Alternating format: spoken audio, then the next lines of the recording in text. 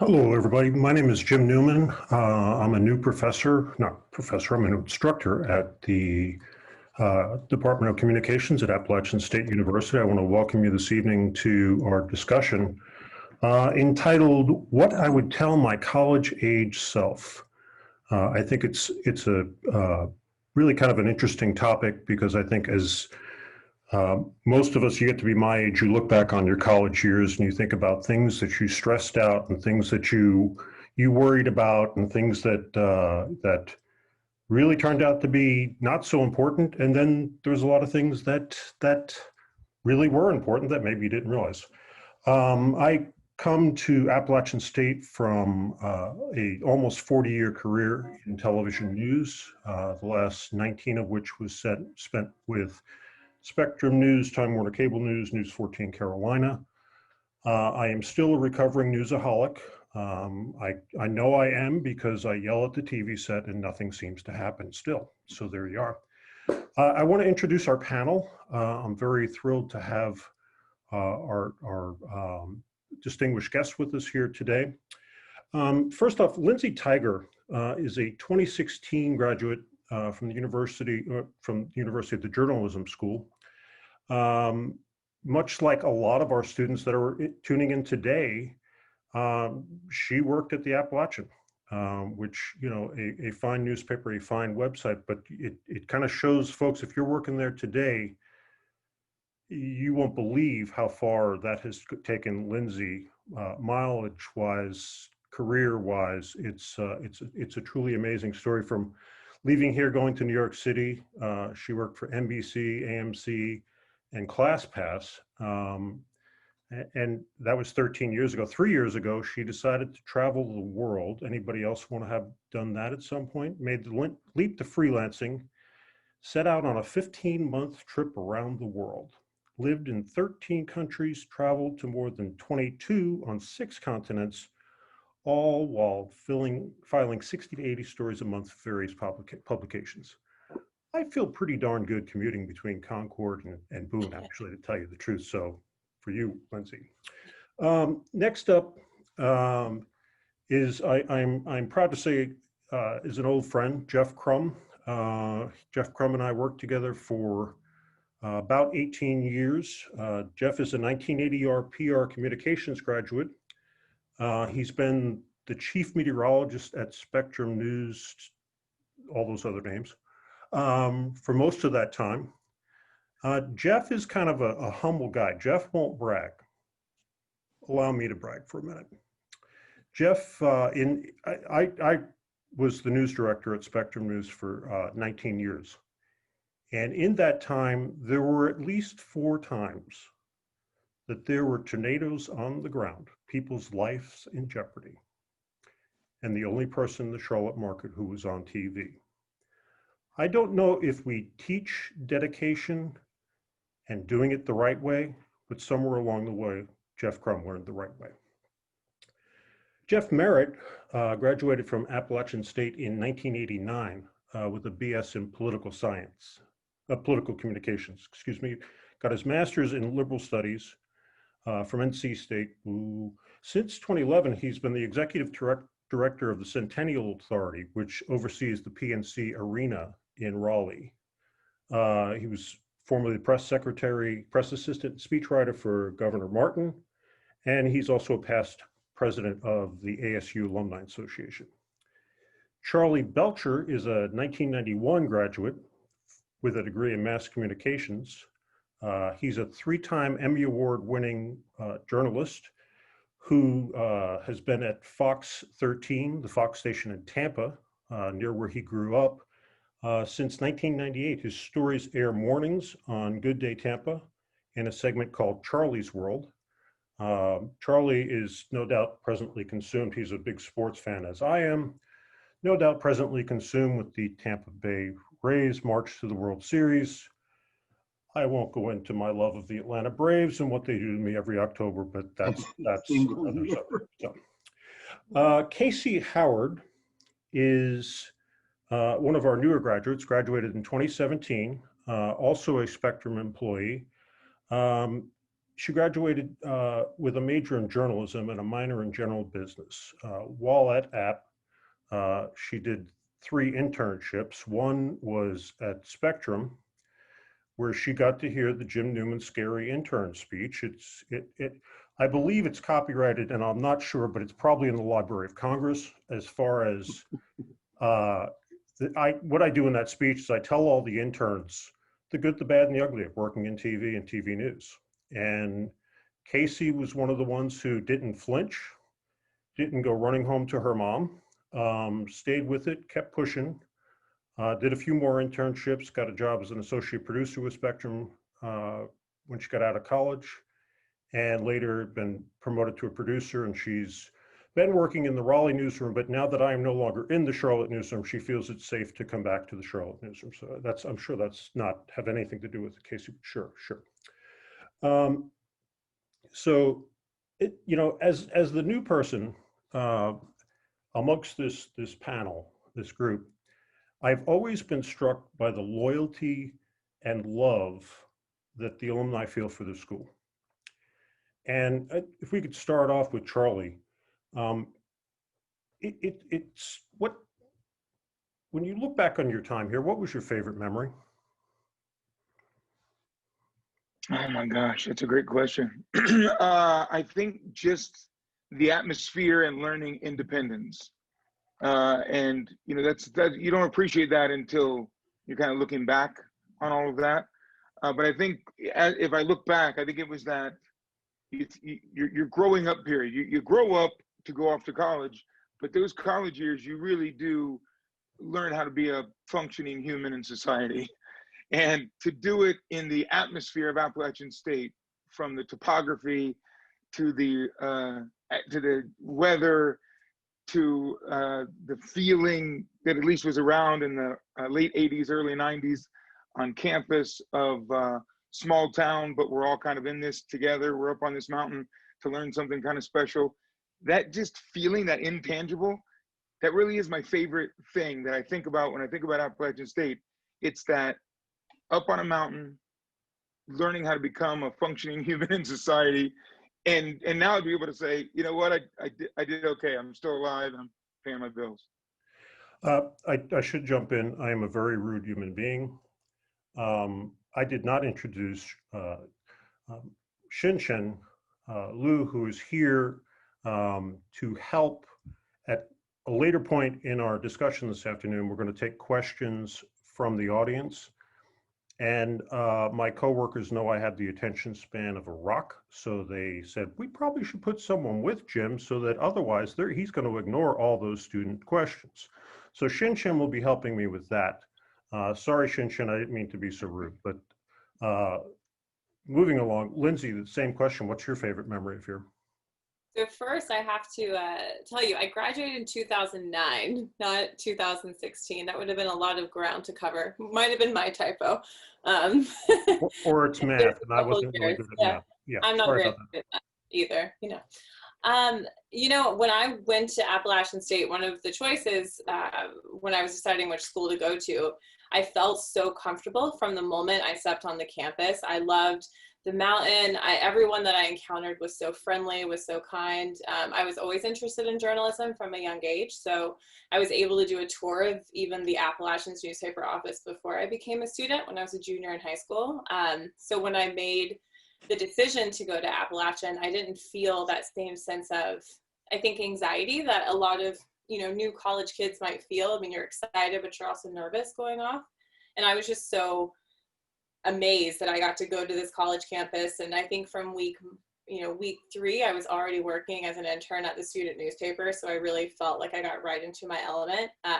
And another memory was just all of those really late nights going to press with the Appalachian. I don't know what it is now, but it used to be 2 times a week publication. And we would just stay there till 2 a.m., 3 a.m. trying to get it done, and then still somehow make it to a 9 o'clock class when I wasn't exhausted. I mean, now if I'm up that late, I can't even string together 2 sentences the next day. So I have no idea how I did it then.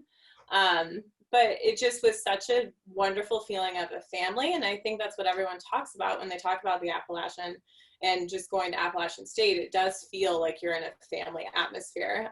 And, you know, to your point, Charlie, like it has a lot to do, I think, with the small town feel. I'm from Asheville, which isn't too far away, but Boone is also, you know, a lot smaller than Asheville. Yeah, believe me, Lindsay, you get to be my age. The idea of an all-nighter is terrifying. I mean, you don't even want to think about it. But Jeff Merritt, how about you? I'd have to say that, you know, one of that family environment existed in the mid '80s too. And one of the first things I did as a freshman was march myself from Cone Dormitory up to Way Hall, where WASU was, because all I wanted to do was get on the radio. That just was my dream. I'd done a little like high school radio, a little AM radio station in Asheboro, but WSU seemed like the big time. And so you go up there, and they tried to figure out how to put you on the air, not get out of here, freshman. And so within a couple of weeks, I'm sitting in with some guys that ended up being some really made a career out of radio. And, you know, within a couple of weeks, I'm on the air playing music, not very good, but just doing it. And you said something about Lindsay earlier in the Appalachian.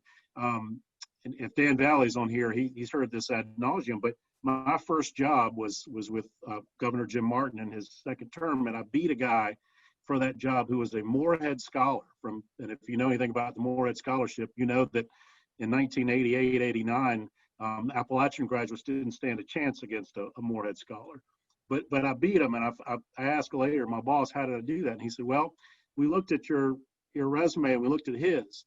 And he had a 4.0 and he studied at Oxford and he did some great things, but he didn't do one thing out of the classroom. And you wrote for the Appalachian and you worked for WASU radio and you did some other things on campus. We figured you could think on your feet and you weren't afraid to talk to people. And the job with the governor was at that time a press aide. I traveled with him to make sure he was comfortable and knew what he was supposed to be doing with the press. But I never equated spinning records at a third floor of Way Hall with getting a job with the governor of North Carolina, and it launched my career. And so everybody on the call, the little things you think you're doing now as a freshman, a sophomore, a junior, a senior, are really big things or can be big things. You don't even know it yet. But no, Appalachian to me was not just a launching pad, not just a way to get a sheepskin on my wall, but real world experiences with really good people that really cared about whether I graduated or not. I mean, there wasn't this Social Security, number thing that some other schools that friends of mine went to had. And so my love for the school exists because I exist because of that. Casey, it's a newer experience for you, only out a few years. It's got to feel fairly fresh in your mind, but yet pretty distant based on the fact that you're a working professional producing 5 o'clock newscasts. Yeah, so I think the thing that I probably miss most about Appalachian State, but I carry with me today, is the sense of community. Knowing that people I got the job that I have today because of the people in my program. And we all worked off of each other and we all said, oh, we're applying to these internships and we're applying to these internships. And it was no bad blood if one person got the internship or not. And that trickles over today. I know as Spectrum News, we have a lot of Appalachian grads, Jeff Crum being one, and a lot of new grads. We have people that have graduated within the last year who are accepting AP and producer positions. So it's good that, when you're still in the everyday professional field, you still have that Appalachian connection that we can talk about and say, oh, are you friends with this professor on Facebook? Did you see they posted this? And it's cool to have that connection as well. Last but not least, Mr. Crum, you have kind of a different perspective because you've been out more than 3 years, I'll say. Yeah, I've been out a while. Graduated up there in '89. So Jeff and I were actually going through about the same time up that way. Don't ever recall crossing paths with you down at the Barbarian Inn, but there on the old dining section down there. But yeah, it for me as a kid who grew up in a family that was always associated with large universities, App State, I can remember standing on campus up there prior to going there and thinking to myself, dear God, this is too big. Because I had grown up on really big university campuses. And, you know, at the time, I think the student population up there was 10,000 maybe. I had some people who were really important in my life who were graduates from Appalachian State University, not necessarily in the communications department, but they had a big impact on the person that I am today. And so I suicided going to App State. That was the only school I applied to. And I got in.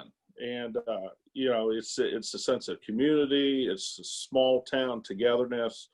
It is being able to walk around here in Charlotte. This is where, you know, to this day, if I'm wearing an App State hat or shirt and people come over and talk with you, I can be out at the coast and I still run into App State grads out the coast, and we spend a few minutes talking about anything and everything, what our experience was, and just really good people. I mean, one of my favorite instructors in the communication department back in the day was a guy by the name of Jack Holgate, who had been the news director at WTKR in Norfolk, Virginia. And he was just a real honest, direct kind of guy, and appreciated working with him. I was in that program. I already had a good 8 years of production experience going on as a cameraman and editor for Jefferson Pilot Teleproductions. And I was working, my dad at the time had been the head football coach back for the University of North Carolina back through the 80s. And I was working on his TV show. I was working on the Dean Smith show, freelancing a lot of football and basketball games. And I got into the coursework, and we were sitting there in one of the editing classes, and Jack said, why in the world are you in here? You're already doing everything. I said, well, I'm in here because, you know, I need the degree. I want that, and I want to learn a little more. And Holgate put me in charge of teaching the rest of that editing production class for the rest of the semester. So, but it's a relationship like that. When I needed to reach out as I was getting further into the field, I could call him and get some advice from him and other people up there as well. So it's just, you know, there's a certain amount of mountain love we have. We come off that mountain with dedication and connection. And it just, you know, to this day, you know, I can't wait to get back up to Boone every chance I get. You know, it's just an awesome experience. Before I jump on to the next question, I do want to remind our attendees in the audience that our panelist has agreed to take questions, and feel free to write it on the Q&A section on the bottom of your screen. They will certainly try to answer them in a little bit, and Chin Chin is standing by to do that. But Lindsay, back to you, and this is I will show my age now. There's a John Lennon song that says, there's a line that says, for showing me the meaning of success. When you were at App State, how did you define success? How do you define success now? Oh, goodness. I guess I still am, but I was very much an overly ambitious student. I had, I think, 6 internships by the time that I left App State, one of them being in New York. I interned for Cosmo and for 17 magazine, and actually stayed at the Appalachian State Loft, which is definitely something that you should look into as a student. It's a wonderful resource when New York is once again a place that you would want to go to. It's a great place, and it's very inexpensive. You get to stay in Midtown, and you can apply if you have an internship within New York City. Definitely launched my career to do that. So I think for me, I was on this like very siloed track. I just desperately wanted to work for a magazine. I wanted to work for a media company, and I did end up doing those things. But I think to me, success was moving to New York, and was becoming a writer and becoming an editor, which I'm proud and feel very grateful that I was able to build the career that I wanted. Today, now that I've been in the field for a long time, I really appreciate and I see the success of being able to write about content that I care about.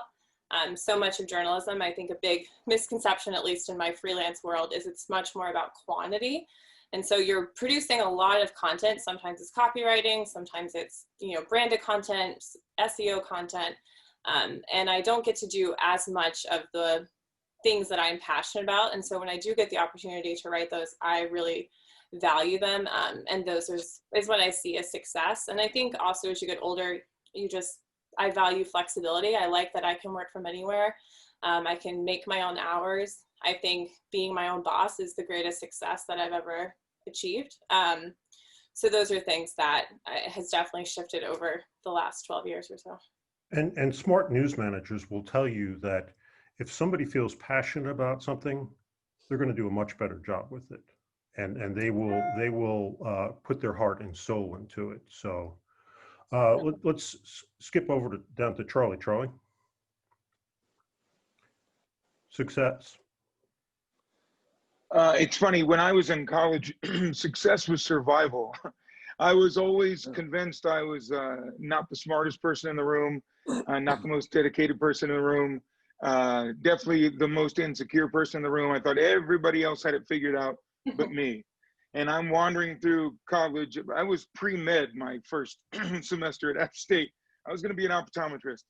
Then I had chemistry class, and I realized I'm not smart enough to do that. Or at least I couldn't apply myself to be so at the time.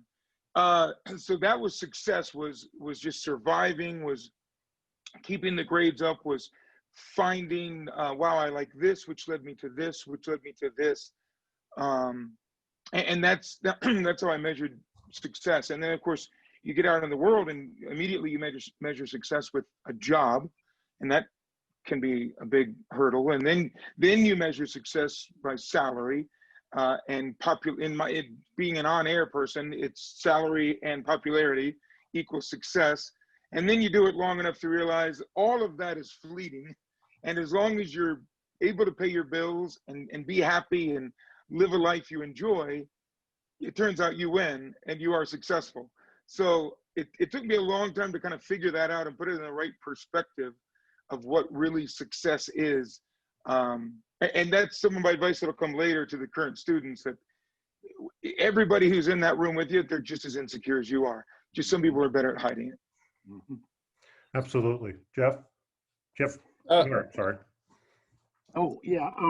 Jeff, to the first I'd part. echo some of the same things. I mean, I just felt like I was the dumbest kid in the school, and what was I doing here? And, you know, one of those things that you've got to beat back, even at I'm 55 years old and you still have to beat it back, is that little voice that says you're not good enough. They're going to figure you out. And I kept waiting for that to happen in Appalachian, and it really did. And I had some professors that challenged me. I had some professors I really didn't like, until you kind of find out maybe they were right about some things when you did get out in the, I hate the term real world, because Appalachian's just as much of a real world as what I'm doing now. If you're always learning, but kind of echo some things that some others said. You know, my idea of success was surviving, getting out, getting paid. I'd say maybe my brethren from the 80s would recall that, you know, money was a big deal then, and you kind of judged, or at least I did, you know, on who got to live in the best town and who got to make the most money. And, you know, come to find out, a lot of those people were miserable. You know, you find that out later. You don't find that out now, or you didn't find out then, rather. And so to me, just surviving, getting a degree, and then not screwing up. And I beat myself up way too often. And, you know, especially my senior year, when I just was so driven toward getting a job, and wondered, you know, back then, I mean, I'm glad that the students that are on this call today don't remember in Appalachian when it was, you know, people made fun of you sometimes when you got a degree from Appalachian or you went there. I mean, I don't know how many times I had to hear, you know, well, you couldn't get in anywhere else, so you went to Appalachian. Well, the fact is, it was the only school I ever applied to. It was the only school I wanted to go to. So I don't know. I probably wouldn't have got in many other schools, but I got in the one I wanted to. So to me, that was success. You know, and looking back on it 30, 35 years now, you know, success for me is now I do what I love. And, you know, you'll hear this again, I bet, before this hour's over. But if you do what you love, you can get rich doing it. And you don't really worry about Monday mornings or late Friday evenings. I've worked every hour of every day of every year, and that's Christmas and New Year's and Thanksgiving included. So, but I love what I do now so much that doesn't really bother me. And I wish that for all of you on this call.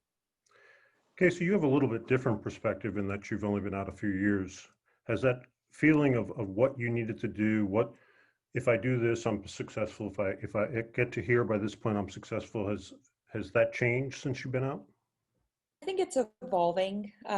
My measure of success in college was being the best, having the best story in class, having the best pitch, having the best internship, having the best of everything. And as I'm evolving, I think I'm learning to compare that, not compare the best to others, but compare it to myself. So setting new goals for myself and knowing that I'm still so young in my career and I'm a producer and I have all of these levels to reach. And I want to, I don't know if I want to say I want to compete myself, but I want to set those goals for myself and not compare my goals to another producer's goal or another MMJ's goal or another executive producer's goal, because we're all kind of on our own path here. And that's something that I'm learning as I'm getting more and more out of college, because in college, I mean, you think we're all kind of on the same path. We're all getting this one degree to graduate and get a job. And hopefully. And I was just the same as everyone else. I was so focused on getting a job after college. I remember I was so stressed out on my graduation day because I did not have a job. The second I walked across the stage, got back in the bleachers or in the stands, I got a call from Spectrum News offering an AP position. So luckily it all worked out, but I was very stressed out, and it almost, I don't want to say it ruined my graduation process, but if I could go back and redo it, I would give myself more of a grace period. And I would say that don't be so competitive getting that job, and it has to be the best job, because to be honest, I was about to accept a job with a small newspaper in North Carolina. And I knew that I wanted to do a little bit more than that. So I didn't, fully accept that yet. But I would say that don't compare yourself to others in college. You're on your own track. Be competitive with yourself, because that makes you better at the end of the day. Casey, on behalf of the former management of Raleigh, I would like to apologize for making you stress that much. It's way too easy to get gray hair in this business without your bosses doing it to you as well. I'll blame Rick Willis, not you. Okay, fair enough.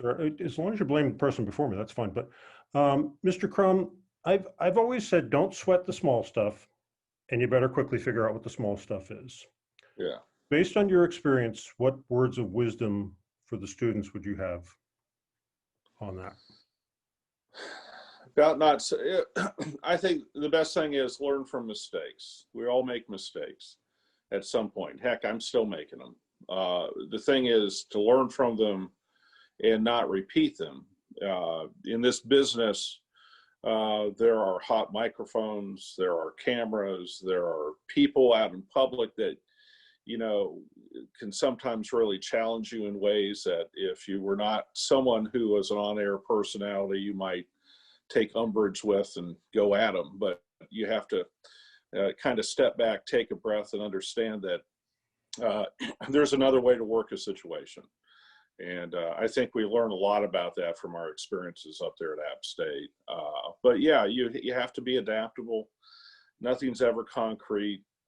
You just have to keep going at it. You're going to find a way around it, and the best thing I can tell you is to just understand you make mistakes, you learn from it, you become better up because of it. And sometimes in that mistake making process, frankly, you'll learn a new way to do something. And it's a skill set that maybe a peer of yours has yet to learn because they haven't made that mistake. And you just add to it, you just have to be humble about it, swallow your pride, admit it, own it, and move on. And that really is about the best advice I can give anyone with this stuff. Jeff, to the second power, same question. We all say don't sweat the small stuff. How do you determine what the small stuff is? Well, that's still a work in progress, to be honest with you. Kind of what Casey said, I practically ruined my senior year, just worried and stressing. And, that was supposed to have been the best year of your life, right? The last year of college. And I'll let it not be, but having said that, as a professional, you do have to watch the details. And I wish I had been told this earlier in my career, but you walk into a room and don't consider yourself the smartest person in the room, because you can learn from everybody in it. And so one of the things that I learned pretty quick, that I wasn't a very good writer. And even though I'd come from, communications, political science background, I was terrible. And my first boss finally sat me down and said, "You're a bad writer, and this is what you need to do." And that was a detail. I thought I was, I got a degree, right? And I used to write 18-page papers and turn them in, and Carl Tyree wouldn't bleed all over them. And Charlie and Jeff know exactly what I'm talking about. And so hey, I must be good. And coming to find out, I wasn't. And so one of those details was actually listening to somebody that cared. And my first boss said, here's how you can be a better writer. And 2 years later, I'm writing speeches for the governor of North Carolina. So it was that little detail, somebody finally sitting down and telling me I'm not as smart as I thought I was, that opened my eyes. And for the rest of my career and to this day, I want to learn from everybody. I can learn from an 18-year-old just as much as I can learn from a 78-year-old. You just have to be kind of open-minded about it. And sometimes it's a dark night, because you think to yourself, I could have swore I was smarter than that. And you're not. So one of the details I'd tell you to pay attention to is what you're weak at, and find a mentor, find somebody that can help you get better. And you might not get better. It may just be a skill you can't master. That's kind of okay too. And I wish somebody told me that when I was 21, because I really thought, well, you just have to know everything or you're no good. Charlie, what would you add to that? Excuse me. No, I agree. I think knowing how to ask for help, and you Jeff alluded to it with, by finding a mentor. I think balance is key, and knowing when and being comfortable asking for help. And that's perfect in the college setting, because everybody's there to help you. It's not a trick. They're not trying to trick you into, it's a game show and let's see who wins a degree and who doesn't. They're there to help you get a degree. So ask for help. And the same thing, even when you're out in the professional world, if you're feeling overwhelmed, then you know how to ask for help, take the help, and then learn from it. I think that's the biggest mistake, is people, if you get overwhelmed, either with your coursework or in your professional work, your pride or whatever reason, or you're embarrassed, you're not asking for help. Seek out the help and ask for it. I think that's, and if you're not feeling pressure, then you might not be working hard enough, because a little bit of that little pressure feeling is good, and that's kind of what drives us and pushes us and keeps us honest. So I'd challenge you too, that it's all about that balance. If your balance is out of way, either way, it might be a problem. So push yourself if you're not scared enough, and if you're too scared, ask for help. Shinshin, I see a question for Lindsay. Yes. Hi. I'm an associate professor of advertising. So it's always great to see our alumni back. I'm seeing some good questions coming in here. For the first question for Lindsay. So from a PR major, she was wondering if you have any advice for getting your foot in the door at big companies like Cosmo. So I was in the journalism department as an intern at Cosmo, and I've since freelanced for the magazine. So I don't have a ton of insight into public relations, but my main piece of advice to anyone who wants to work for one of the major, Condé Nast, Hearst, like any of the big publications, you have to move to New York. And I know that's some of the hardest advice to get. I moved to New York with no job, $3,000, 2 suitcases. I slept on a friend's couch, and I applied and interviewed to every single job I could possibly find. It didn't matter if it was Cosmo or Hearst or anyone who would pay me. My first salary was, I think, $29,000 a year, and I lived in Harlem with a communal bathroom situation, but I loved every minute of it. And it taught me so much about being a journalist, but also taught me so much about being on my own. But the big thing about those big places is they don't have the funds to fly you to New York to interview you. As you know, it's a tough industry. It's, everyone's struggling, a lot of print's going out, digital is in. So if you want a job, you have to be able to go in for the interview, and you have to be able to pay for that. So my advice, if you can't move to New York, is to find someone in New York who has an alumni and put their address on your resume. So then at least it gets you through the door, and you can get the interview. And then in the case that you do need to fly to New York for it, stay at the Appalachian Loft. It is a fraction of the cost. Alumni are always welcome to stay there. I think it's like $100, $200 a night, which you won't find anywhere else. When I went in for my interviews for my internship, my mom actually drove me from North Carolina because she's a wonderful human. And I interviewed at all these different places, and we stayed at the Appalachian Loft. So there are a lot of resources thanks to the college for you. But to do that, you really need to be in the cities of which you're going. And don't shoot for Cosmo. Cosmo's in-house public relations is probably highly competitive. Go to an agency so you can get a lot of experience. If you're interested in beauty, if you're interested in lifestyle, go after those types of agencies that specialize in that. And you should definitely check out websites like Ed 2010 and Media Bistro, which will have a lot of job opportunities for that type of stuff. And right now, which I don't know if I said earlier, but it's a great time for internships because they're all digital. So it's a great time to apply for them because you're still getting paid, they're digital, and you're still getting to put these big places on your resume. So definitely apply for them. Really, really wise words there, Lindsay. I hadn't even thought about getting somebody else's address, but that makes a lot of sense because if they see your resume and say, well, this person's in North Carolina, I'm not flying somebody up for an entry-level job, but that's very smart. And I have tons of friends. If you need an address, just email me. I'm sure they don't mind. And I also hadn't heard about the Appalachian Loft, so I've learned something new tonight. But so, Casey, we all make mistakes. Some cost more than others to fix. What were some of your mistakes, and what would you change? To be honest, I'm going to say I don't want to change anything. I think we learn from our mistakes and they make us the human being that we are. So in college, I was a journalism major. I wasn't broadcast. If I could go back and do it, I would probably be double major in journalism and broadcast.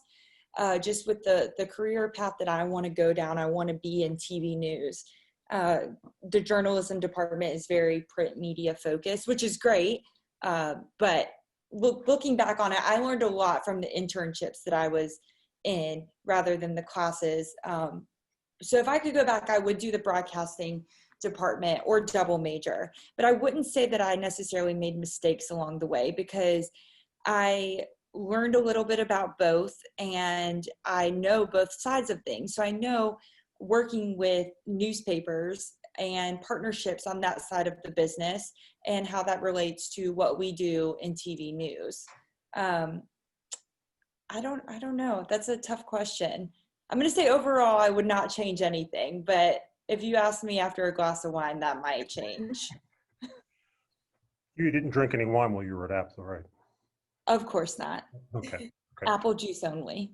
Good for you. Good for you. Charlie, how about you? Yeah, I much like Casey, I've not made any mistakes in my life either. No, I'm just kidding. And I know she didn't mean it that way either. But I do agree with her philosophy. I don't look back with any regrets. I don't have this defining moment of, oh, if I'd only done this instead of this. And I think that's the good thing about this panel is that I think we figured it out by making mistakes the entire time, by the way. Ton of mistakes, embarrassing mistakes, and mistakes that now unfortunately live on YouTube forever. So make your mistakes. In fact, that's what I'd lean into your mistakes. Figure out why they're mistakes. Figure out why you made the mistake, and then don't make a second mistake. But my only regret, I guess, is that I didn't find my path sooner. I wish I had, but then again, the path I took put me in the right place to be on the right path. So it's hard to go back and argue about it. But I was, like I said, I was pre-med at first, and then I was a business major, and I floundered for a little bit until I finally found my home in communications and then theater for me, and then found this world of broadcast television and writing and storytelling. I just loved it, and I've loved it and had a passion for it ever since 30, 40 years later. My only regret is I didn't figure that out maybe sooner. But working at the Appalachian, working at WASU Radio, when I did, put me on the path that I'm proud to have been on. So I can't look at it as too much of a regret. Dr. Crum, you and I worked together long enough that I know you didn't make any mistakes, but would you like to perhaps talk about something maybe before? Weather guys never make mistakes. No. They're always right. Practically perfect all the time. We're all Mary Poppins. Yeah. Right. Yeah, I'm kind of on board with what everyone else has said. I've had some, when you're on air a lot, and I'm on air a lot, I can remember very early on in the career with Spectrum News, and Mr. Newman had just hired me and was still getting to know me a bit. And back when we had master control operators in the physical facility we're in today, and it's a Saturday morning, and I'm just kind of not paying attention. I didn't get a hit time in my ear, and I'd seen a recent episode of Frasier, and the song Buttons and Bows was going through my brain. And as Mr. Newman will tell you, I tend to have running commentary. I'm riffing all the time when my mic's hot, trying to keep people awake and everything else. And so I'm singing Buttons and Bows. All right. I've turned to the side. I don't see the red light on the camera come on. The weather hit has started, and I hear in my ear, you're on. You've been on for 30 seconds. And I pivot to the camera. I didn't miss a beat. I pivot to the camera and I go, and next hour, Pirates of Penzance. And I went right into the weather. All right.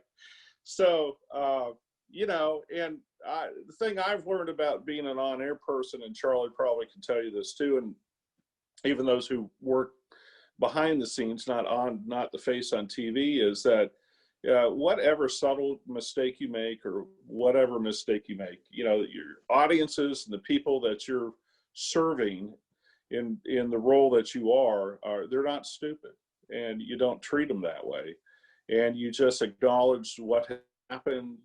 If you have a fast enough wit about you, you can turn it into a comedy piece, and you move right on. But I think people respect you when if there's an on-air mistake, you just own up to it right away. You acknowledge it and you move on. You accept that that's what it is. I haven't had too many major flubs over my lifetime, but there have been a few interesting ones, to say the least. But I was sitting here thinking about that. I mean, I was shooting as a freelance photographer one time. I had to get all, PPE'd up to go into a surgery. I was shooting knee surgery for a hospital. And we got into it, and I got out of it, and I forgot to turn the damn camera on. So that was probably the biggest mistake that I made. And then I had to go back, and luckily there was another surgery a week later. They redid the operation for you? Huh? They redid the operation for you? Yeah, they redid the operation. So there was another knee another week, and they were more than gracious to let me come back in, and I was a little more focused. And that's when I was, kind of new to outside of the sports world stuff.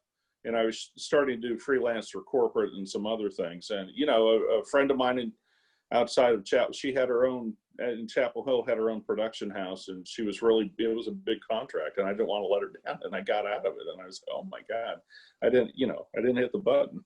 So, so I owned up to it. I didn't charge her to go back and reshoot it. I, ate all that cost myself, and, I corrected the mistake on it, but it was cumulative. I guarantee I never forgot to do that ever again after I went through that mistake. So.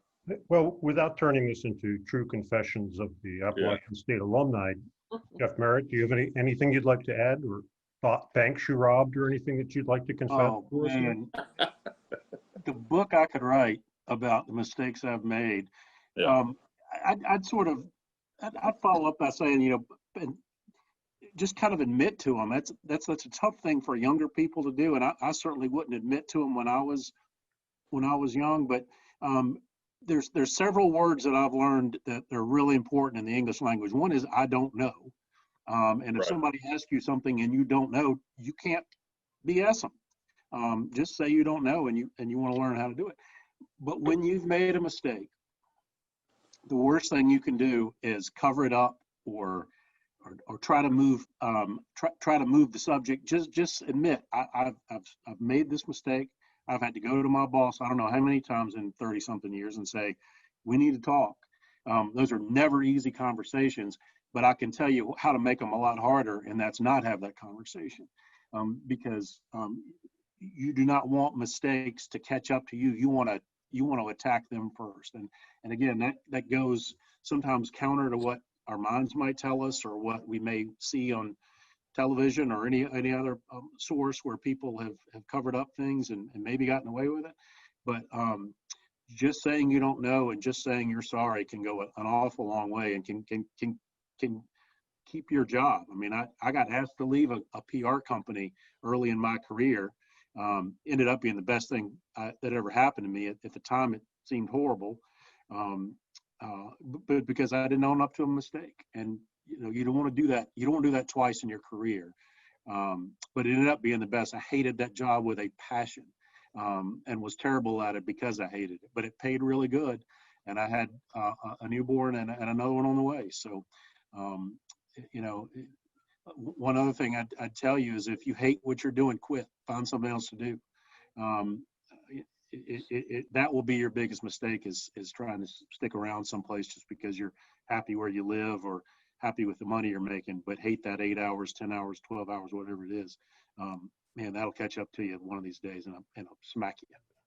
I can absolutely agree to that. And I will also tell you that as a younger news manager, nothing will take the wind out of your sails when someone ejects a tape on the air and you're all mad and you're running down the hallway and you're, why did, and you walk in, the guy goes, I screwed up, I ejected it. It's like, oh, yeah, oh, don't do that again. Shinshin, I see we have some more questions. Yeah, okay, Jim. So there are some good questions coming in here. So the next question is from a journalism major who has 2 minors in studio arts and psychology.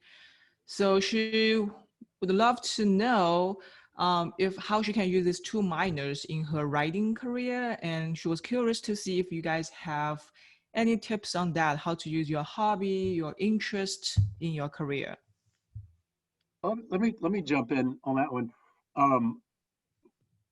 I now make my living off sports and entertainment. And I kind of look back at when I was a kid or when I was in college, and I think about all the things that I loved. I loved records and I loved going to concerts, and I'd go to tons of sporting events, and I kept every ticket and every program and bought tons of t-shirts and all that stuff. And looking back on it, that was the foundation for what I now get paid to do, which is sports and entertainment and be interested in that sort of thing. I didn't recognize that when I was in college because I thought, well, I need to make money. And that's, again, that's the moniker of success, is going out and buying the new car and doing all the things I want to do materially. But all the while it was eating at me, man, you should be in sports, you should be in rock and roll. And I learned that pretty, in my late 20s that was my passion. And I finally started volunteering at different things that had sports to it. And it took me 20 or 25 years to finally land a job, coincidentally, that has sports and entertainment attached to it. But these hobbies, these interests of yours can turn into careers. And I guess my piece of advice to that student or any student would be, see if you can find a volunteer organization in Boone or in your hometown, a political campaign, anything where you can scratch that itch a little bit. And for example, if writing is something you want to do, I guarantee you there's a nonprofit in Watauga County that would love to have you volunteer, even at 19 or 20 years old, to help write copy for their webpage. And even if that webpage gets 20 views a month, you still now have a resume that says you wrote for the Watauga County Habitat for Humanity or whatever it might be. I guarantee you that while it's a little intimidating to walk in or make a phone call to that nonprofit, they'll love you for it. And 9 times out of 10, that person at the other end of the line is going to be not just flattered that you called, but will find something for you to do. Now, 1 time out of 10, somebody will say, "Oh, shut up," and hang up the phone. Well, you didn't want to work for that person anyway.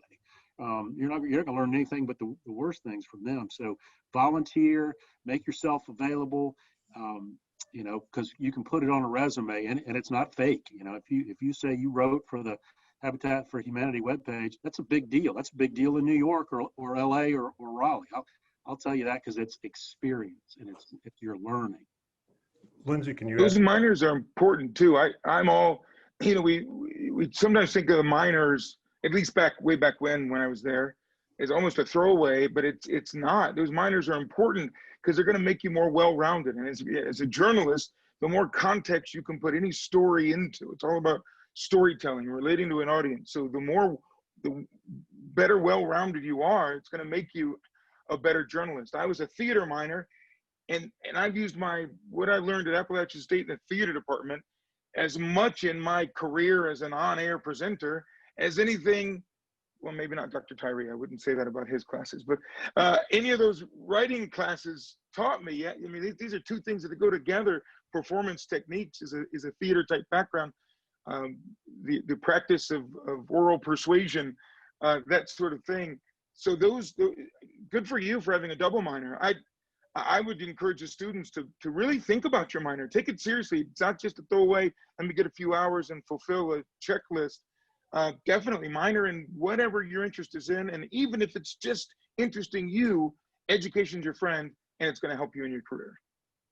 Lindsay, can you add to that? Yeah, so as a journalist, you are only as good as your pitch. Your pitch is your currency. It's how you build your career. It's how you get assignments. And I was able to build my travel journalism career by traveling. My situation was unique. I was able to travel for an extended period of time. But there's a difference when you're sitting, if you're I write for Travel and Leisure and for National Geographic, and there's a difference being able to say, I can write about the best food in Thailand, and being able to say, I am in Chiang Mai at this very moment and this restaurant just opened and I can go there tomorrow and I can talk about this chef that used to work at these 5 Michelin star restaurants and I can get it to you within the next 24 hours. You'll be the first publication to talk about it. It is just such a difference in those two pitches. And of course you can guess that the latter one is usually the one that gets the assignment. And also what you were saying earlier, Jem, about passion. If there is something that you are so passionate about, it is something that you will spend 10 hours writing one story, whereas another story, maybe it's easier, you spend 2 hours writing it, and it's not as good. But when you're so invested in something, it comes out better and you end up, one assignment always gets another assignment, as long as you, of course, meet your deadlines and you follow instructions and, you run it through a grammar check. The other piece of advice I would say, and this is a big way of how I started with freelancing, I don't want to say write for free, but write for free. Start your own blog. Put it up on the internet. You actually happen to be in such a wonderful age group where everyone is interested in building their own brand, where it's through Instagram, a website, TikTok, Medium, like whatever it is that you choose as your channel. Blogging was still like a new concept whenever I was coming out of college. And it also, like, having a personal website was still something that was still, okay, maybe you need one, maybe you don't. How do you get your print clips to be online? Now, a lot of clips are already online, so it's easier. I started writing a dating blog way back in 2010, which my fiance has read a bit since. It's been quite the update since then. But that dating blog actually landed me my first freelance assignments for various publications. And so it got a readership. And then whenever I was applying for these positions, I had a body of work to reference to. And also, when it comes to your minor, I would agree with Charlie. Like, I wish I would have minored in business. I mean, I own my own company now and I write a ton of career content, travel content. And I wish I had kind of that fundamental. Mine is in sociology, which has a ton to do with journalism. But it is such an important and such a valuable tool. For sure. Interesting question from an attendee, and I think those of us who are on the back 9 holes of our career, if you will, have struggled with. How do you maintain a balance between your personal life and your professional life? Anybody want to take a shot? It's real tough to do that. I'll tell you that. I have a work ethic that sometimes just, I think, is a bit much. I'm understanding that now that I'm 56 years old versus when I was in my 20s and 30s, building into the career and building into the business and, out there doing a lot of things. It's real tough. I'm working A slow day for me is about 10 hours a day right now. I've come through a storm season this year that started in late January, and it really wasn't until about 3-4 weeks ago where, you know, I wasn't putting in 11, 12-hour days. And it takes a toll on your interpersonal relationships that you have with your spouse and other family members. You come home, you're tired, you're cranky, you're pissed off, you're angry because you're working all these hours. You got to get up again, and you're back at it in 8 hours. You're back at work doing something again. And it's a real trick trying to find someone who's going to put up with that, but also trying to find a balance for that and find the downtimes that need to be taken. Mr. Newman's as guilty as this as I am. Was always watching everything when he was off on weekends. Always. I mean, there was rarely something that happened on air that wasn't caught in some form or fashion. And I would often think about it, well, geez, doesn't this guy ever just take time off and back away from it? And it leads to burnout, it leads to other issues. And I'm doing everything I can now to get a better understanding of, I need to take time off. Like today, I'm off. I have comp time that I'm chewing through. I still have a lot of vacation time left, and I'm chewing through comp time. It's supposed to be homecoming at App this weekend. I'll be up in Seven Devils tomorrow. We're still going. You know, we'll hang out in Seven Devils in our little COVID safe space, and, you know, we're not going to mingle with a lot of people, but it's just the mental downtime that I get to spend with my partner that I don't get to spend a lot of time of during the week because I'm trying to find ways to unwind from work. You know, I'm not the easiest personality outside of work sometimes. You just have to, I know, really, you just have to find a way to level the wings. You know, it's a learning process. Charlie, you work a morning shift. Is that particularly tough to balance? I've done it for 12 years now, so I've gotten used to it. And I'm lucky where my wife works an early morning schedule as well. So we're both off 1 or 2 o'clock in the afternoon, and it's worked out well. But I'm by no means a poster child of how to balance work and relationships. I started in Knoxville, Tennessee in radio, and I worked there for 6 years as the crime court reporter. And I just moved from Knoxville to Tampa, and my career has been in 2 cities. But usually if you want to have a broadcast career or even a writing career, you're going to travel, you're going to be bouncing around, you're going to 2-3 years here, 2-3 years there. And it's tough, and it's just tough. There's no easy, here is the answer, do it this way and you'll be fine. I think it's tougher on women than it is on men in many ways, because they have to balance, you know, when do I have a child and how is that going to impact my career, where men have it a little easier and can go back to work. I don't mean to sound like a caveman, but in my experiences, that it has been just tougher on women. But it is tough for that balance. And it's how good are you at relationships? Because that's the key. If you're good at relationships and you're good at communicating and you're good at give and take, compromise, you'll be fine, because it takes a whole lot of that and I assume that's the way in any career, but the broadcasting and journalism careers can be tough. You need to find a spouse who's either in the business, and that creates a whole nother set of issues, or out of the business, who's not going to be able to truly appreciate everything you're going through. I will say too that work-life balance is probably the one thing that they don't talk about in college a lot. Exactly. Yeah. But you need to, because I think each of us, since there's a kind of a wide range of ages on here, will tell you we've all sacrificed, sometimes more than others. But I have a 25-year-old son and a 23-year-old son, and I can tell them with a straight face that I went to 95% of all of their sports, even their practices, their plays, their debates, whatever they did in school. I was there for that. Once in a while, that came at some career cost, but again, you don't want to work for a company that's going to penalize you for going to see your kid play soccer. You need to get out of that. You need to get out of that environment. But in my line of work now, I don't know that I could run an arena when my kids were in elementary school, because I work, you know, before COVID, during hockey and basketball season. It is not uncommon for me to come home at 10 or 11 o'clock, 5 or 6 nights a week. And I don't know that I could do that with my kids in grammar school. So now is the right time for me to be doing what I'm doing. And when we're clear of COVID, I can't wait to go back to it because, man, I miss it. Because my work ethic was such that my family was first, my kids were first. But right now, when I don't have that pull, I'm at work all the time. And but that passion is there for me to want to do that.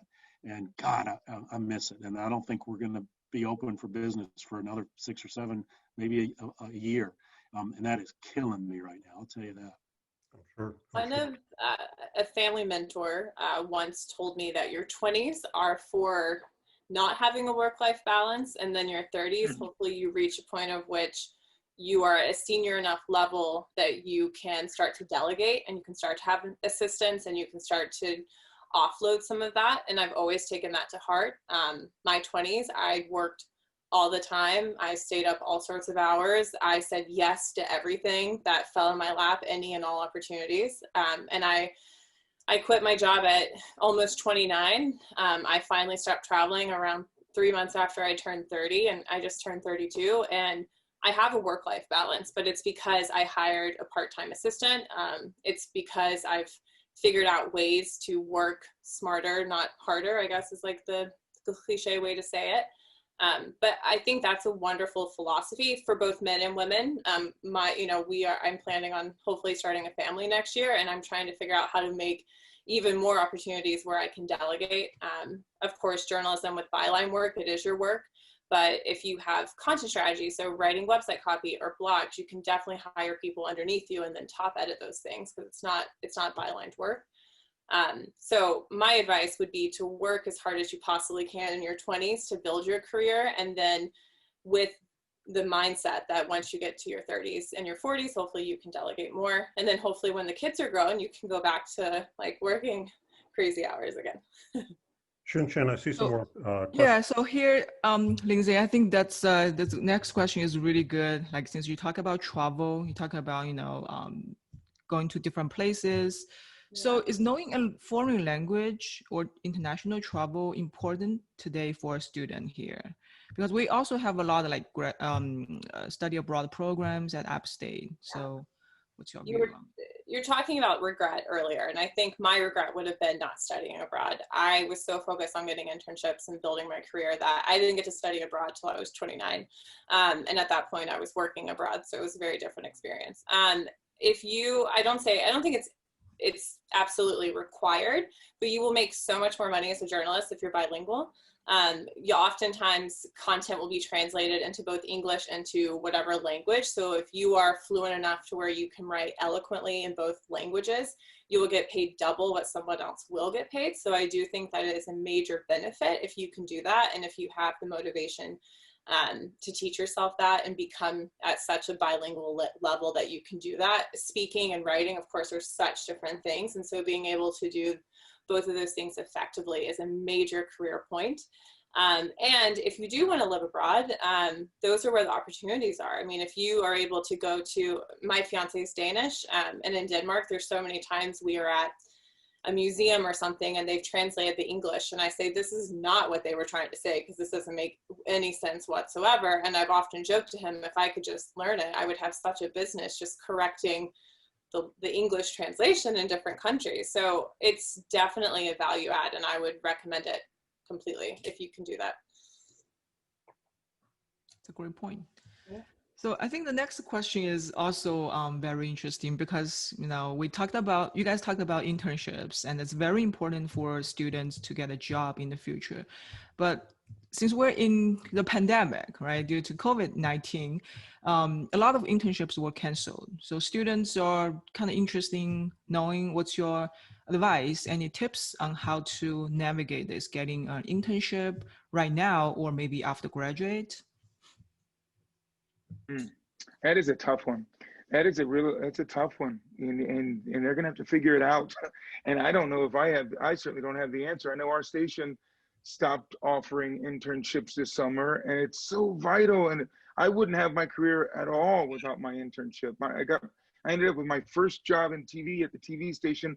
I had done an internship in Knoxville, Tennessee from App State. There's no way. And I learned as much as I learned from Appalachian, and I learned so much by being in the middle of that newsroom and being in the element of the industry I wanted to go into. So I feel bad, and That's terrible. I'd say if they're offering virtual internships, do whatever you can do and be creative. Be the one that sends, hey, Fox 13 in Tampa, Florida, I know you're not offering internships, but what if I did this? Would you be interested if I Zoom into your morning meeting every morning and then I send you a copy of a script? Take the lead, take the initiative, and I mean, it's so cliche to say think outside the box, but look, this is a new norm. I'll use all the cliches. We're in this new normal of this pandemic. Nobody has the answers. So come up with some of them. Figure it out. Use your creativity. And I'd say you're going to probably go farther that way. Waiting until after you graduate is a roll of the dice, because I know for legal reasons, unless you're getting college credit, internships are going to be very tough to come by. So I would echo everything you say, Charlie, but another thing to think about is activating your alumni network, which you have. You have all these wonderful people here, and you have a huge, Rolodex of people coming from the communications, from the journalism, broadcast schools. So I would activate that network. I actually hired a summer intern. I paid them a stipend, and I had them do stuff like transcribing my interviews and researching a topic if I was interested in learning about it. And then I also just had a weekly Zoom call with them, and I just answered all their questions. They weren't located in Boston, so I actually haven't even met this girl in person, but she cold emailed me, referenced 4 articles that she read of mine and that she loved. And she said, I just want advice and I just want help. I'm a strong believer in paying interns. I wasn't paid for any of mine. I just got school credit, which is very difficult to do. So I didn't pay her much, but I was able to at least give her something. And I'm sure anyone here, if you emailed them and said, will you have a monthly Zoom call with me and answer my questions? We would all do it. And, there's hundreds of people just like us. And that going on your resume, is still a wonderful thing to put as an internship. And for journalism kids, I don't really know about broadcast too much. Ed 2010, which is ed2010.com, has a ton of digital internships still. It's an organization that's run by previous magazine editors that I volunteer with. It's based in New York. So definitely check that out. They accept all juniors, seniors, recent graduates, everyone. So, Lindsay, that's a really interesting point about the fact that because it is a tight-knit school, it's not a school, a 40,000 student UCLA. Because it is a tighter knit school and it's a school within a school, that it's easier to find contacts or people who can remember when they were in that situation would help you out. So. Yeah. And you have LinkedIn. Use it. I mean, it's a free. It's your friend. Yeah. Chen. Sure. So the next question, I think, let's talk about graduate school. So we have a student in advertising and PR double major, and was not sure what type of industry this person wanted to get into. So is graduate school really necessary for somebody in this field? What's your view on graduate programs? I think I can go into this. I am starting an MBA program in January. So when you think MBA and journalism, they're 2 completely different things. But as Lindsay mentioned earlier, I was a general business minor, and that's a great foundation that I had. When I graduated college, I originally thought I wanted to go to grad school for journalism. I thought that would get me where I wanted to go.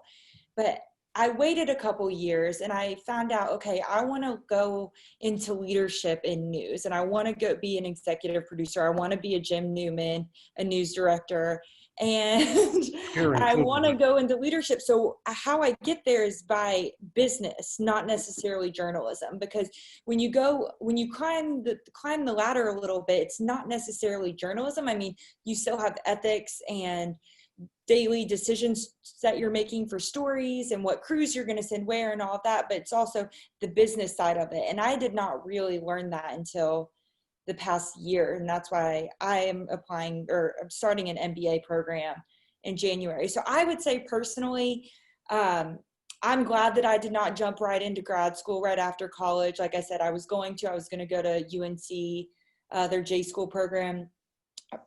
If you feel like there's still a lot to learn and there's still a lot that you want to learn, sure, go for it. Go to grad school. But for me, I'm ready to get out of school. I want to still learn journalism, but I still want to start making money. So I started my career And now I'm going back to grad school a couple years later.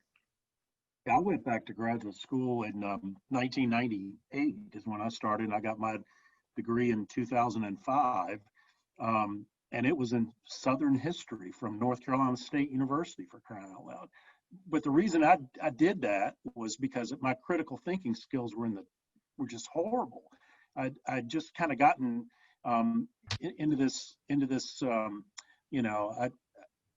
wasn't challenging myself, and I'd always wanted to scratch that itch of getting a graduate degree. And like Casey said, there was no way I was going straight to graduate school out of undergrad. I was just tired of, going hand to mouth. And but one of the things that your generation has that mine didn't, and I sort of bordered that in the late 90s and early 2000s when I went back to graduate school, is you can do so much at night, you can do so much online, and still kind of have a career during the day. Now it takes a lot of work and it takes a lot of discipline, and you're going to miss some things on weekends and evenings that you kind of were used to. But I'll never forget when that epiphany happened. I always said, well, I can't go back to graduate school because I got these kids and I got this tough job and this boss is kind of a jerk and this ain't going to work. And then one night I was sitting around about 8:30, I was watching Beavis and Butthead, for crying out loud. And I said to myself, if I've got time to watch Beavis and Butthead, I've got time to go back to graduate school. And within 6 months, I was in graduate school. I was working at, I had to go at night. That's why 1998 to 2005 is, do the math, kids, it's 7 years. But I was so glad I did it.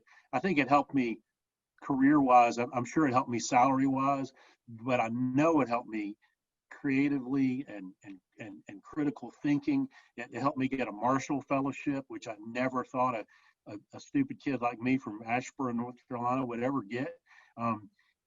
It is worth the effort, but it's also, your mindset has to be, this is not about money and this is not about how quickly I can get a graduate degree. One of the things that disturbs me are these commercials that you can get this MBA in 2 years or 18 months.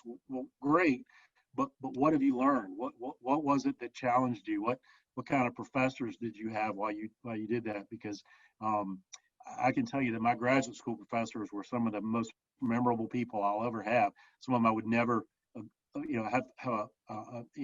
could agree with them or whatever, but that wasn't the point. It was about learning and just always try to be learning. I'm 55 and I'm trying to figure out what's next for me. Do I want a postdoctorate? What do I want to do? And I got to make some decisions. And I think to Jeff's point, if you go into the working field, find a company that wants to invest in you. So you say, hey, I'm looking to go to graduate school. They'll say, hey, we'll pay for part of it. I mean, that is the best case scenario. And they want you to grow. So they're going to pay for that. And you're reaching your goals of growing in graduate school. So it's a win-win there. Lindsay, a quick one from a viewer. You caught people's attention with website, has internships, and did you say paid? Sorry, what was the question? Is it on the Q&A? Website you mentioned 2010? Oh yes, Ed, it's ED, like Ed, the name Ed, 2010.com. The one thing I would add with digital journalism, if you're looking to be someone who freelances for a bunch of magazines and publications online, I was only really ever asked about my education when I was an entry-level editor and entry-level writer. Since then, all they care about are my clips, so all my writing samples. So my big piece of advice with graduate school is, if you can afford it, do it. But your journalism career is not going to pay you wonderfully for quite some time. And that's a lot of debt to go into, and it's difficult. I mean, especially if you want to live in New York, you want to live in Boston, you want to live in LA. It is, the realities of adulthood aren't always the most fun things to talk about. But I do think if you want to do it later in your life, when you have the means, or to Casey's point, if you have a wonderful company who wants to sponsor you to do that, absolutely take advantage of that. But the best graduate schools that you would go to for journalism cost upwards of $40,000 to $50,000 a year, and you'll do 2 of those, and that's a ton of debt. Not to be a Debbie Downer, but the realities of journalism salaries are not those of my friends in investment banking. So, Shinshin, one more from the audience. Sure. Yeah, we have two more questions actually about the broadcasting major. The first question is there any way or best ways to get involved in with sports in general if they wanted to be, broadcasting, specializing in sports? I'll jump in there. One of the things that astounds me is working with the Carolina Hurricanes, a National Hockey League franchise, is how many people that work for them started at the minor league hockey team in Huntsville, Alabama, or the Durham Bulls, or something like that. To jump straight into sports is almost impossible, and no one is going to take a chance on you just because you want to be there. But if you can show that you hustled tickets one night for the there's a little minor league team right here, the Carolina Mudcats. If you sold tickets one night and you dressed up like the Mudcat the next night, and then the third night you did a kid's birthday party, that will get the attention of the Carolina Hurricanes or the Dallas Cowboys or Los Angeles Lakers eventually, and you'll meet more and more people. You just have to start out kind of humble, at the bottom rung, so to speak, but be that person that's going to do whatever it takes. One of the things that I see at the Hurricanes that means a quick exit is I'm not going to do that. And I've seen people actually say that. And I can tell you on a game night, just like in broadcasting, it's all hands on deck. I mean, I have cleaned up vomit. I've taken crying kids to the lost and found. And if you're not willing to do that, and I'm the boss, I mean, I'm wearing a suit and I'm cleaning up that kind of mess, you're not going to last very long. But if you start out, if you want a career in sports, and this is journalism or Cosmopolitan magazine or anything, be humble. Look at who will hire you. Look at who will pay you to do something, and you'll be shocked at how many people you'll meet on that low rung, because the Carolina Mudcats, for example, are a Milwaukee Brewers franchise, and a lot of guys I know that work for the Mudcats now work in Milwaukee for the show, and they sold popcorn and they did all that little stuff. Just be that guy or gal that'll hustle, that'll be there, that if it's 5:30 on a Friday afternoon and everybody's going out for drinks, but something hits the fan, that you're going to be the one that stays there and does it, and is going to do it with a smile on your face, because eventually somebody's going to call you and say, hey, I got this great gig in Boston that you'd be perfect for. And then all your dreams kind of come true right out of the blue. Yeah, I would add, if they're specifically talking about like sports broadcasting, and like they want to get into being a local sportscaster, embrace news writing and understand being a news reporter first, and get in the newsroom, get the job first, and then be the utility player. I spent 6 years in Knoxville, Tennessee as the crime court reporter. It's not what I wanted to do at all. I wanted to be a feature reporter. I wanted to have fun. I wanted to do the entertainment, the star interviews and all that stuff. I finally got there about 15 years later. But get in the newsroom, then get back in the sports department and ask them if you can help them on a Friday night cover high school sports. In the morning meeting, pitch sports-related stories until you drive the news director nuts, and they go, fine, go do the sidebar sports story. But embrace news writing, understand what it takes to be a general assignment reporter, and then worry about your specialty. Don't turn down a job that could lead to your dream job, thinking that, well, I don't want to take that because that's not really what I want to do. Think of it as a stepping stone to get to where you want to be. Yeah, let me echo. Storytelling is storytelling. Yeah, let me echo off of Charlie. Even though I do weather now, I had all those years of experience doing production work, and I started by just pulling a cable stringer down the sideline for ESPN way back in the day. And to this day, that skill set that I have from my production experience allows me to kind of help get a feel for what's going on news side, on big breaking news stories. You get a sense for how newsrooms should be run, how production should be run. And it's so subtle that, I can tell the people we get the young weather interns coming in who don't have a production experience. They don't understand the operation of a news facility, the overall operation. The basic understanding that is paramount to when you go in to be a part of that team, to be a part of that crew, to be a part of those people in that effort on news or sports, to have that overall understanding of everything and how that operates. It's fundamental just to the basics of how you approach what you do in whatever capacity you're going to be doing that in this business. And, I still use it today. There are election nights coming up. Okay, I'll get water for whoever's in studio. I don't have, I'm here. We don't need to do weather tonight. What can I do to help in terms of, get our product, make it look good, make the overall team effort look good on the air? And, what can I do to help with that? And it's the overall flavor. I can't stress enough about getting into the sports side. Jeff, you and my older brother, Michael, have similar backgrounds when he was here with the CRVA in Charlotte. We're football kids. We got the lecture about not going into sports, but yet my older brother found a way to get back into sports, worked with the Hornets and the Panthers and all that stuff because of what he was doing, helping manage the facilities down here. And so you just have to be willing to open yourself up to finding maybe a path in, a side door, not necessarily the front door, and learn it all, absorb it all. And every chance someone asks for you to be a part of some production side of something, get a battery, bring me some duct tape, pull that cable, you do it with a smile, because you're learning and you're building contacts within the business who are going to see that work ethic.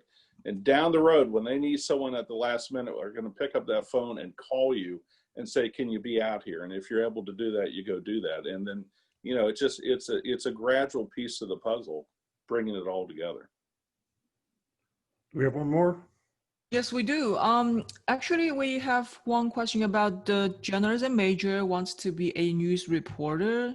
Should this person also be major in broadcasting, or what kind of minor do you think would be good for this type of career? So I'll go ahead and, so I was in that same boat. I wanted to be a reporter too. Ask Jim Newman. He saw my reel. I was holding my phone so tight that he told me to literally peel my hands off of my phone. And the scary intern speech, I didn't get it once, I got it twice, all of that. I recommend, if you can double major, great, if you have the time to do that.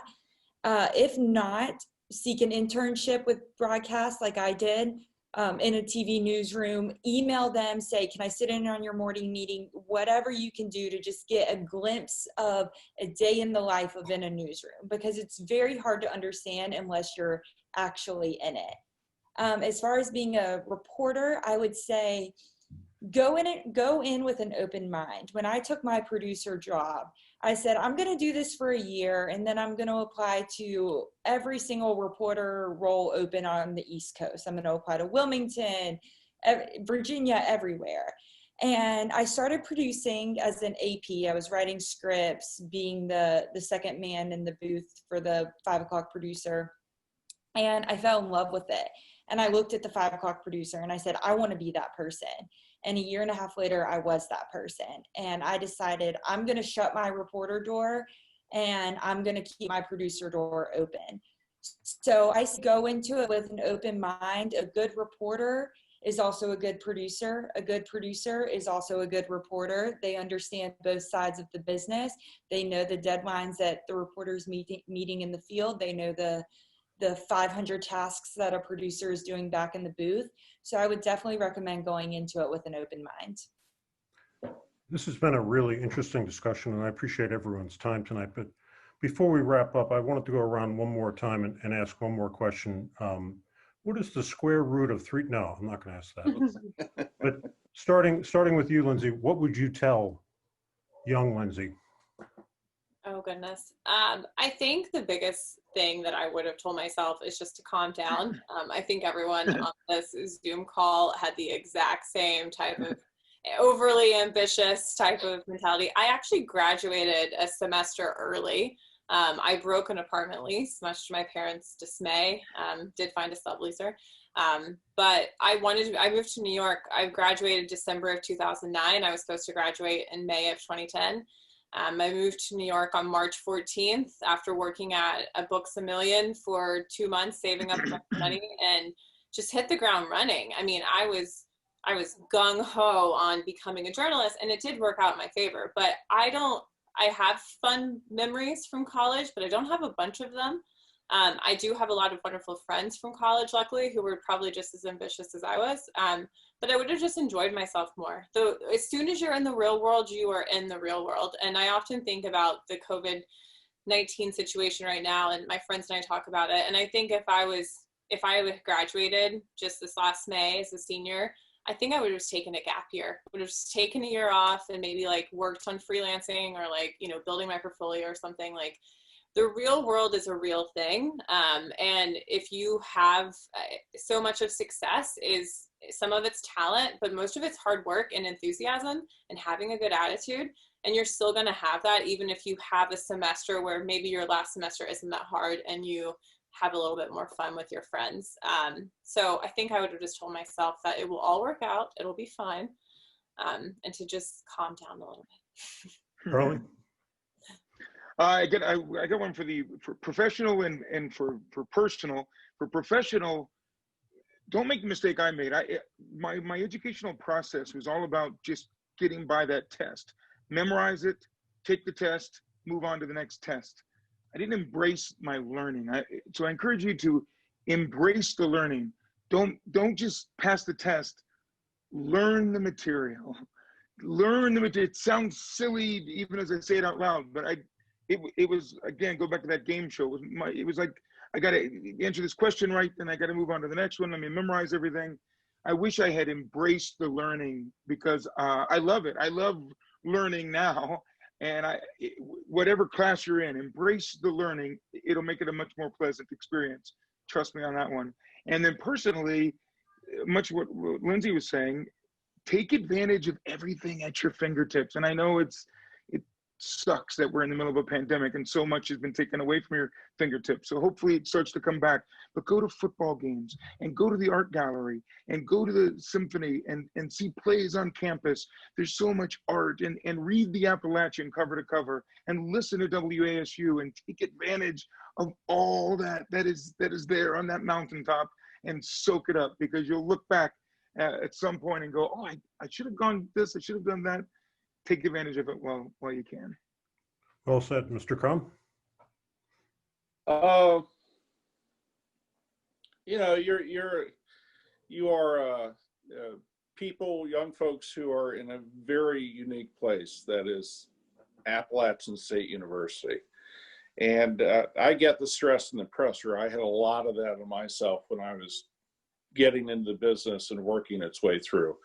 But one of the favorite memories that I have, and I encourage you to do this before you leave, I went hiking up on Grandfather Mountain, and we had weather come through and it put a shell of ice on the tent, and the system moved out and the moon came out, and we stepped out and we were looking down the Watauga Valley there, and you just soak in that beauty that is up there and the peace that comes from being a student at App State, and being able to return and kind of recenter yourself. That's what trips for me are back to Boone, is an opportunity to recenter myself. And, you know, you like Charlie had mentioned, you know, experience the things that you can experience now and be a part of it.